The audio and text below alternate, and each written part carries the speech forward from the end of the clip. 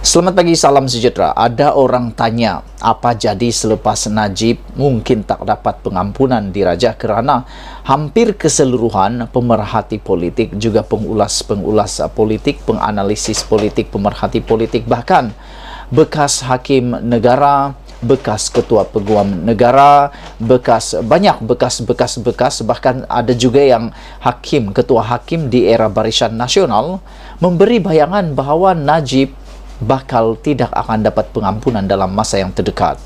Jadi ada juga yang bertanya, adakah kluster Mahkamah UMNO akan menarik sokongan daripada Ismail Sabri Yaakob?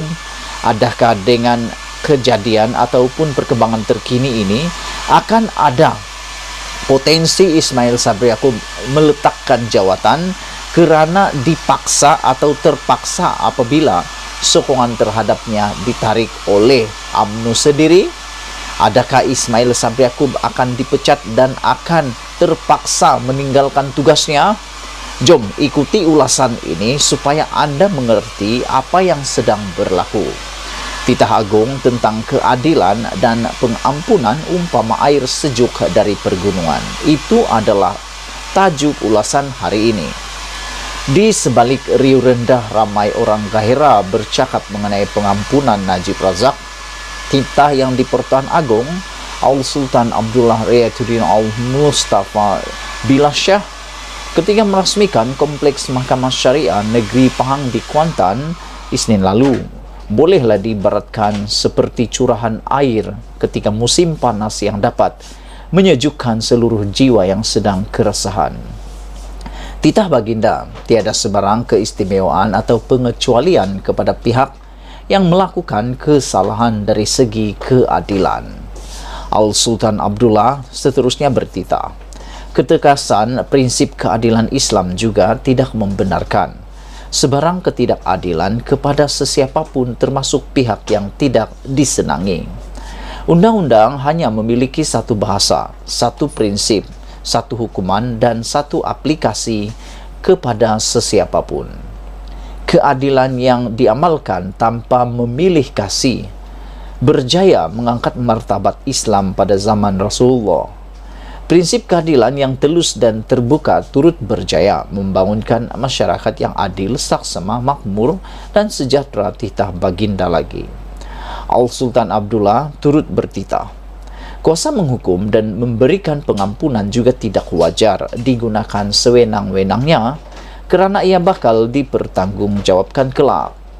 Jika undang-undang tidak dilaksanakan secara konsisten dan adil, pasti keadilan tidak akan tercapai kerana falsafah di sebalik penggubalan sesuatu undang-undang itu telah ternoda. Jika perkara itu berlaku, pihak yang lemah akan menjadi mangsa kepada pihak memiliki kuasa dan menjadi titik permulaan menghalalkan penindasan dan kezaliman dalam sistem pemerintahan. Titah baginda lagi. Walaupun bertitah dalam majlis perasmian Kompleks Mahkamah Syariah dan lebih dalam konteks undang-undang Islam, titah baginda itu juga jika diteliti secara umum, ia amat selari dengan perkembangan semasa, khususnya dalam kes yang melibatkan Najib sekarang. Dengan itu, rakyat tentu saja menjunjung kasih dan gembira dengan titah baginda yang penuh makna itu. Terlihat jelas bahawa baginda amat menekankan tentang prinsip keadilan dalam pelaksanaan undang-undang dan juga dalam memberi pengampunan, sambil mengingatkan sebarang ketidakstabilan dan ketidakadilan dan akan dipertanggungjawabkan di kemudian hari. Meskipun begitu, dalam konteks berkaitan, sementara titah agung itu amat mudah untuk difahami mesejnya, masih kedengaran suara-suara sumbang daripada penyokong Najib yang tidak berpuas hati dengan hukuman yang diterima bekas Perdana Menteri itu.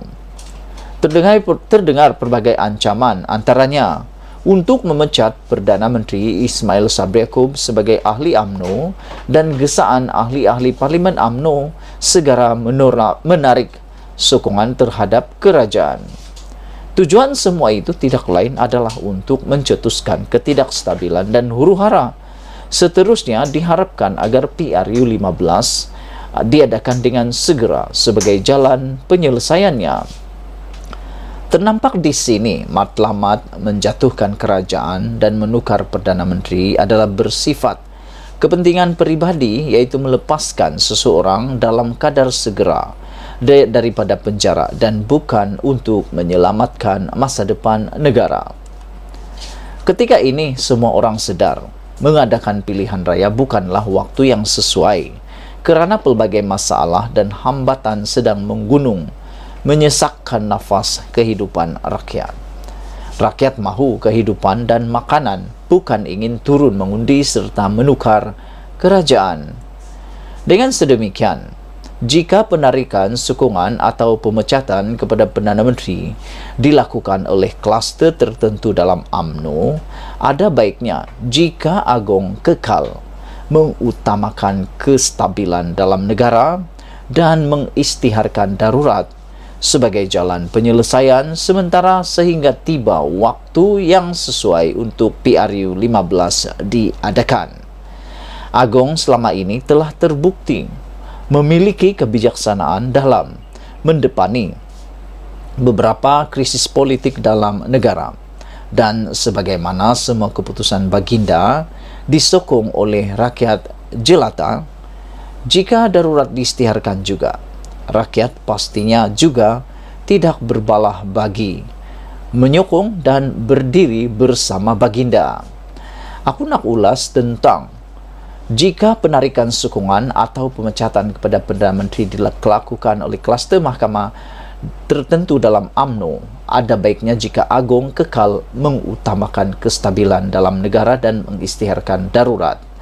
Saudara penonton yang aku hormati, aku fikir UMNO tidak akan berani menarik sokongan daripada Perdana Menteri, kerana sekiranya mereka menarik sokongan pada Perdana Menteri, ini seperti tindakan membunuh diri. Kerana PRU 15 pada bila-bila waktu pun akan diadakan, sudah dijanjikan. Poster boy Barisan Nasional UMNO ialah Ismail Sabri Yaakob. Sekiranya mereka menjatuhkan sendiri poster boy itu, apa maknanya? Maknanya, poster boy itu sudah tidak boleh pakai lagi.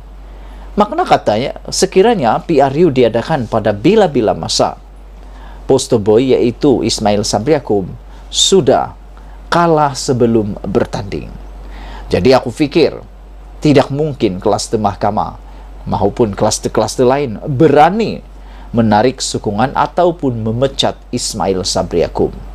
Lagi pula, kelihatan sekarang ini ada seorang penyokong kuat Najib yang sibuk sangat mengkritik, mengecam Perdana Menteri. Mungkin dia lupa penyokong kuat Najib ini yaitu Lokman Adam. Mungkin dia lupa bahawa yang akan menasihati yang di-Pertuan Agong untuk pengampunan Najib tidak lain tidak bukan ialah Ismail Sabri Yaakob. Mengikut Perlembagaan Malaysia, hanya Perdana Menteri yang boleh menasihati yang di-Pertuan Agong untuk mengampuni Najib. Jadi tolong fikirkan para penyokong dan pengikut Lokman Adam yang mungkin masih mentaksub Lokman Adam, cuba fikirkan secara pikiran terbuka. Logika Lokman Adam mengecam dan mengkritik Ismail Sabri Yaakob yang menjadi satu-satunya harapan Najib untuk dibebaskan, kerana Ismail Sabri Yaakob lah yang akan menasihati yang di-Pertuan Agong.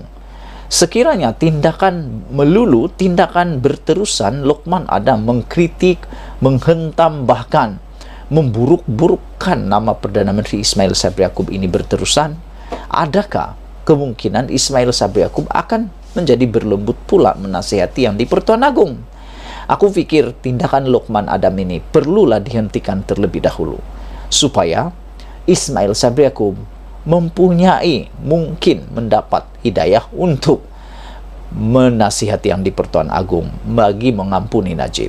Tapi dengan tindakan Lokman Adam yang berterusan mengkritik, mengecam Perdana Menteri, aku fikir ini akan boleh menyinggung perasaan Ismail Sabri Yaakob, bahkan bukan Ismail Sabri Yaakob semata-mata, tetapi juga mungkin Istana Negara.